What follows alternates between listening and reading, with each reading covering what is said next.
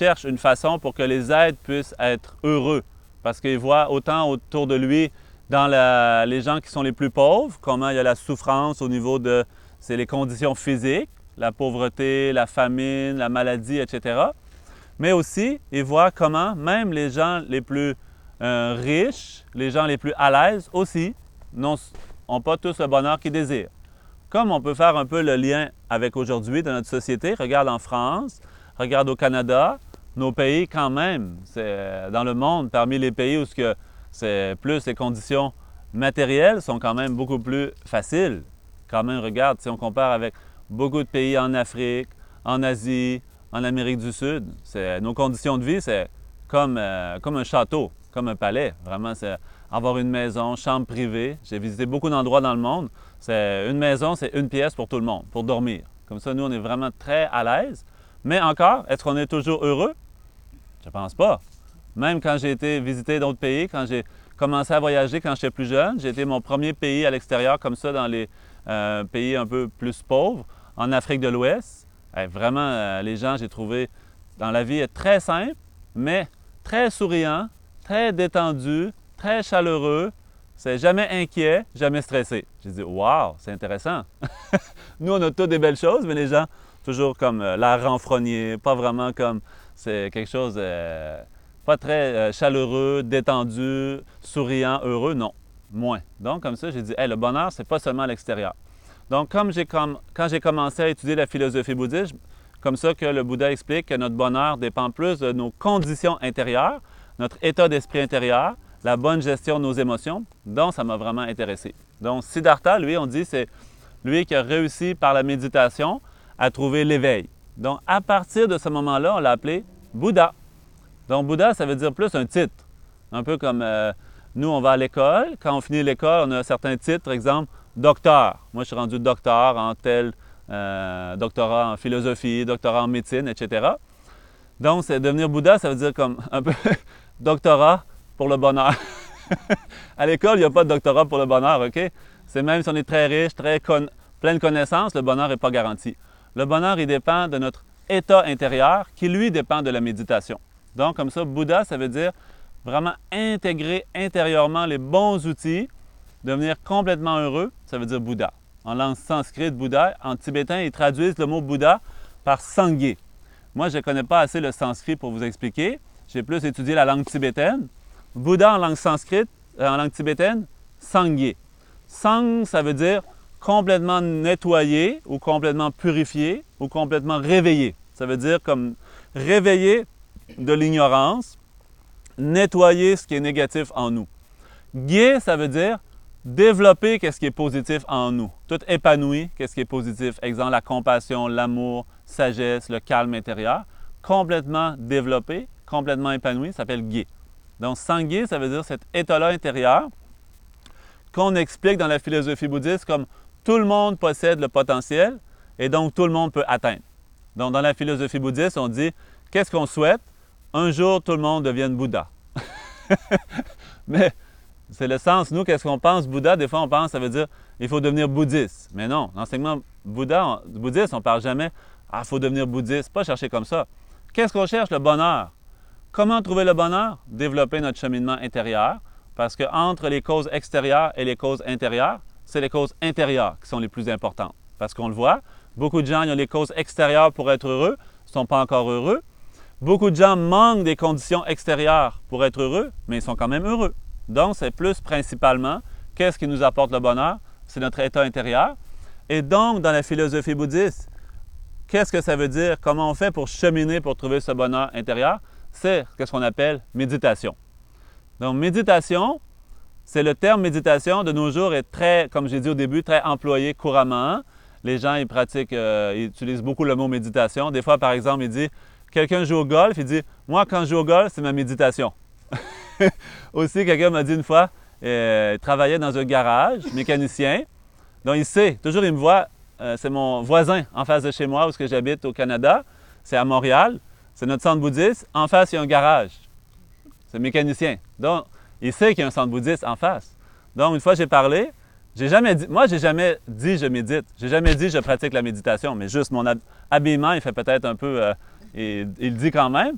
Mais moi, je n'ai jamais poussé les autres, OK? Parce qu'on dit la philosophie bouddhiste, jamais chercher à convaincre les autres. Si les autres sont intéressés, on va les aider. S'ils ne sont pas intéressés, c'est pas besoin. C'est toujours aller avec qu'est-ce que les personnes désirent. Mais quand même, il m'a dit, une fois, il sort de son garage pour prendre sa pause, il fume sa cigarette. Il dit, moi, ça, c'est ma méditation. Mais le sens, je pense que ce qu'il veut dire, c'est quand je fume, quand je joue au golf, je pense à rien d'autre et donc j'ai l'esprit un peu calme, donc j'ai oublié tous mes problèmes. Je pense que c'est ça qu'il veut dire par méditation. Donc c'est sûr, tout le monde, on cherche le bonheur intérieur, mais juste par des outils extérieurs trouver le bonheur, c'est un peu difficile. L'enseignement bouddhiste, on dit encore plus de pouvoir, encore plus de potentiel, c'est par notre cheminement intérieur, par nos outils intérieurs. Donc lui, il s'appelle méditation. Donc en langue tibétaine, méditation, on dit gom. Mais le mot gom, en fait, qu'est-ce qu'il veut dire? Il vient du mot kom, qui veut dire familiarisation. Donc quand on dit méditation, qu'est-ce qu'il faut entendre selon l'enseignement bouddhiste? Il faut entendre un processus dans lequel on a entraîné et familiarisé notre esprit. Et donc, dans l'enseignement bouddhiste, la familiarisation, l'entraînement, ça vient comme troisième étape après les deux premières. La première étant l'étude, la deuxième étant la réflexion et la troisième étant la familiarisation, la méditation, avec ce que j'ai compris par la réflexion de ce que j'ai auparavant étudié. Donc, c'est pour ça que dans l'enseignement bouddhiste, il y a aussi un dicton qui dit « Celui qui essaie de méditer sans les deux premières étapes de l'écoute et la réflexion est comme celui qui veut escalader une falaise privé de doigts, privé de mains. » Comprenez-vous? Dans l'enseignement bouddhiste, la méditation, c'est nécessaire avant, bien comprendre c'est quoi la méditation, et après, bien analyser, bien réfléchir, et après, donc, pratiquer la méditation. Sinon, c'est pareil, dans n'importe quoi d'autre. Si vous dites, moi, je veux devenir médecin, est-ce que c'est possible, médecin, sans familiarisation? Vous n'avez jamais rien essayé avant. Premièrement, vous n'avez jamais ouvert un livre d'anatomie. Vous n'avez jamais vu un corps humain. Ensuite, vous n'avez jamais réfléchi. Demain matin, vous dites, moi, je me déclare chirurgien. Je vais ouvrir mon bureau. Tous mes amis, bienvenue, je vous fais gratuit. Est-ce que, quand même, si vos amis viennent, c'est votre travail ne durera pas longtemps. Rapidement en prison ou rapidement plus d'amis. Donc, c'est notre méditation, c'est la même chose. Devenir bon dans quelque chose, il faut devenir familier avec quelque chose. Cette familiarisation-là vient au départ de notre compréhension, qui vient, elle, auparavant, de notre apprentissage. C'est pour ça que dans la philosophie bouddhiste, c'est important l'éducation, de sorte que, par exemple, dans la tradition de Sa Sainteté le Dalai Lama, qui vient en fait à l'origine des enseignements des grands maîtres indiens, comme il dit souvent, des grands maîtres de l'université indienne qui s'appelle Nalanda, qui a existé pendant plus de 1000 ans, qui était considérée en fait, qui était la première, je pense, grande université, incroyable, les domaines d'études là-bas. Donc, c'est dans leur tradition, comme ça, Lama Samten, le monastère dans lequel il étudiait, c'est environ 20 ans les études pour devenir à la fin de ce qu'on appelle un peu comme docteur en philosophie bouddhiste, pour comprendre le cheminement intérieur, comprendre les émotions, comprendre comment trouver le calme intérieur, la sagesse pour trouver ultimement ce qu'on appelle le nirvana, trouver l'éveil. Comme ça, dans ce grand cheminement. Donc, juste de nos jours, les gens, ils disent, moi, j'aime ça méditer. J'ai entendu dire méditation, ça veut juste dire fermer les yeux, faire le vide, penser à rien, m'asseoir. Donc, comme ça, il dit, hey, j'ai essayé, mais je ne suis pas capable. Donc, c'est pareil. Quelqu'un dirait, j'ai essayé, il paraît que faire une chirurgie, c'est facile. Juste prendre un couteau, ouvrir le corps, attacher les morceaux. Non, c'est plus difficile que ça. Même chose la méditation. Méditation, on a besoin de bien comprendre c'est quoi premièrement. Donc, après, ça fonctionne. Sinon, notre méditation ressemble un peu, comme on dit des fois, à une expression tibétaine qui dit, c'est méditer comme le pigeon. Vous savez, le pigeon, c'est très bel oiseau, très gentil, très calme, très, je pense, très non-violent aussi, très gentil. Mais, il dit, quand il va se reposer, quand il va fermer les yeux, après avoir mangé un bon repas, il va s'installer au soleil, il ferme les yeux, il ne bouge pas, il ne pense à rien. Est-ce qu'il médite? Ou des fois, les gens disent, quand je médite, mon chat aussi médite avec moi. Est-ce que votre chat médite? Si votre chat médite, est-ce que vous méditez comme le chat? Si vous méditez comme le chat, je pense que ça ressemble au pigeon aussi. Donc, dans l'enseignement bouddhiste, ça veut dire méditation pas comme ça. Juste se relaxer, reposer, oui, c'est correct. Juste comme se détendre, c'est un peu comme oublier nos problèmes, oublier nos tracas. Oui, ressemble un peu comme ça, la relaxation. Mais l'enseignement bouddhiste, c'est beaucoup plus que ça. Ça veut dire vraiment un entraînement de l'esprit, familiarisation de l'esprit avec le bonheur, avec les causes du bonheur. Donc, comme ça, c'est le sens de méditation. Ça veut dire comme, par exemple, si on demande, comme ça, oui, si on demande comme ça la méditation, comme ça veut dire familiariser notre esprit avec le positif, si je vous demande, vous, par jour, c'est dans la journée, combien de temps vous aimeriez que votre esprit soit calme, serein, heureux, détendu? Combien de temps par jour vous aimez? Tout le temps. C'est tout le temps? Moi aussi, j'aime ça tout le temps. Si ça arrive 5 minutes, un peu de stress ou un peu de pensée négative, j'ai hâte que ça s'en aille, retrouver le calme. Je ne pense pas que personne ait dit « Non, moi, j'aime ça le matin, 12 heures, le calme, mais l'après-midi, pour avoir de l'action, j'aime ça plus de agressivité envers moi-même, colère, stress, anxiété. » Je ne pense pas que personne ait dit ça. Comprenez-vous? Je ne pense pas. Quand ces émotions-là arrivent, même si quelqu'un disait « OK, moi, je veux vivre la colère. » Je ne pense pas. Si je dis « OK, colère arrive, manifeste-toi. » Je ne pense pas que ça fonctionne non plus. Quand l'émotion de la colère ou de l'anxiété arrive, c'est malgré nous. Quelque chose survient, mais on ne sait pas comment ça s'est passé. Ça arrive malgré nous. Donc, comme ça, le sens de notre vie, c'est être heureux, trouver le bonheur. Ce bonheur-là dépend de notre état d'esprit. L'état d'esprit, lui, dépend de notre capacité à produire l'état d'esprit souhaité. Nous, pour l'instant, on a l'impression qu'on n'a pas beaucoup de contrôle ou pas beaucoup de maîtrise sur ce qui se passe en dedans de nous. Pourtant, c'est la même chose. C'est la même chose. Par exemple, si quelqu'un ne connaît pas bien l'horticulture, le jardinage, par exemple, donc il fait juste comme faire un peu n'importe quoi dans son jardin, donc son jardin dit « ça pousse pas bien, j'ai pas le pouce vert ». Mais non, si avant il étudie bien, il demande à quelqu'un des conseils sur comment fonctionne le jardinage, qu'est-ce qu'il faut mettre comme engrais, quelle sorte de graines, combien d'eau, quel soleil, à quelle période ça pousse. Donc comme ça, son jardinage devient magnifique, il devient professionnel du jardinage. C'est comme ça dans tous les domaines. Pourquoi ce ne serait pas la même chose pour notre esprit? Dans la philosophie bouddhiste, on dit le bonheur, il n'y a pas de magie. La souffrance, pas de magie non plus. Tout existe en interdépendance. Donc le sens de l'enseignement du bouddhisme, le sens de l'enseignement de la méditation dans la philosophie bouddhiste, c'est apprendre à comment nous-mêmes se libérer de ce qui nous perturbe intérieurement, comme nos émotions comme la colère, anxiété, stress, jalousie, trop d'attachement, la peur, etc. Et comment développer en nous qu'est-ce qui nous fait du bien, comme la compassion, l'amour, la joie, la sagesse, toutes ces émotions-là. C'est le sens comme ça de méditation. Donc, comme ça, le sens de notre vie, c'est d'être heureux. Donc, si on aime être heureux toute la journée, je pense que c'est important, nous, de familiariser notre esprit toujours avec le bonheur. Donc, si quelqu'un demande combien de temps on devrait méditer par jour, moi je vais dire c'est mieux méditer 24 heures. Même quand on dort le soir, c'est important. À moins que vous dites non, moi j'aime ça dans mes rêves, avoir vraiment beaucoup de panique. Me réveiller vraiment, c'est en sueur parce que j'ai pensé mourir dans mon rêve. Non, si vous aimez comme ça peut-être, mais sinon, tout le monde aime même des beaux rêves. Se réveiller le matin comme waouh, j'ai fait un beau rêve.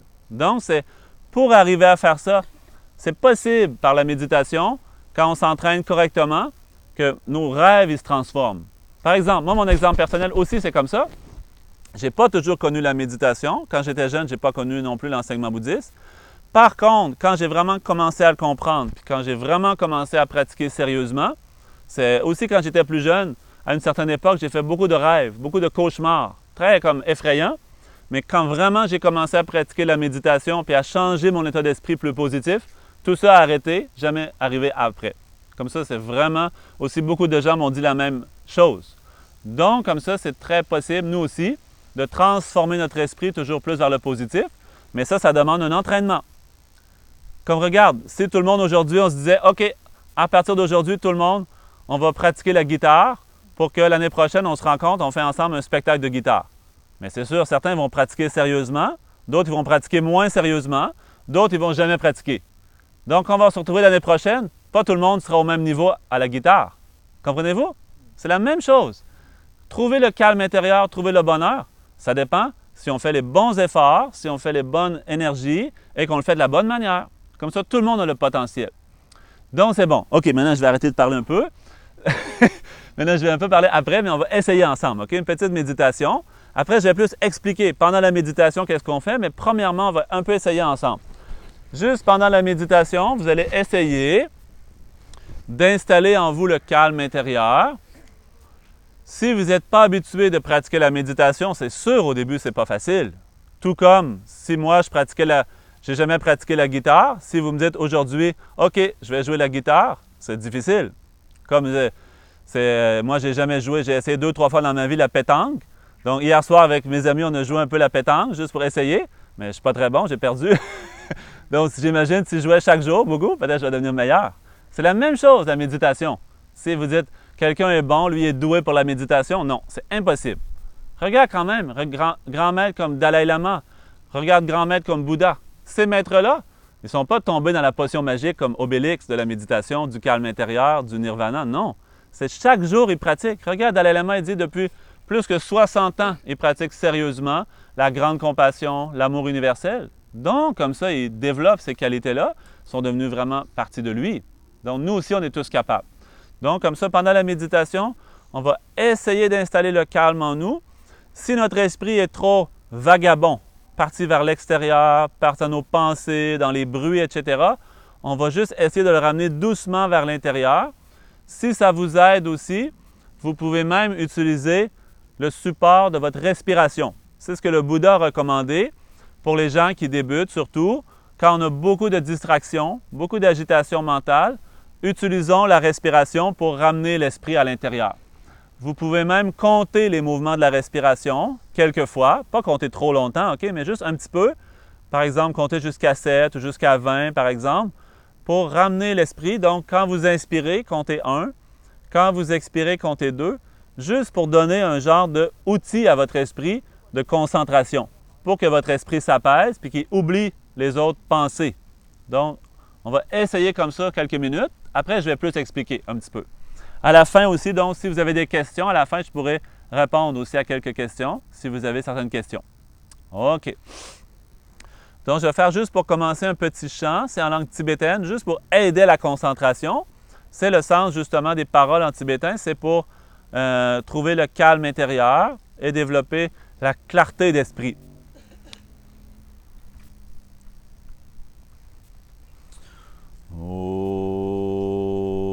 Domba jom de deshin shaba da jom bayan damba zobe sanye remba dan shabzu demba dewa shamba jiden gemba gembun dewe kalo nyawa lana meba lada minam ge tomba sanye jom de pe gewa shagya duba la chazel Chodo kyabzu chi o sanye chodan so ye chonam la janju mandu dani kyabzu chi dagi jenso gebe so nam ye rola benji sanye rumba sho longbe yu la ye wa shi je je yanda don la tsu shin chubai Shine lang don sun du drewe lam yu du yu la ke wa jin gi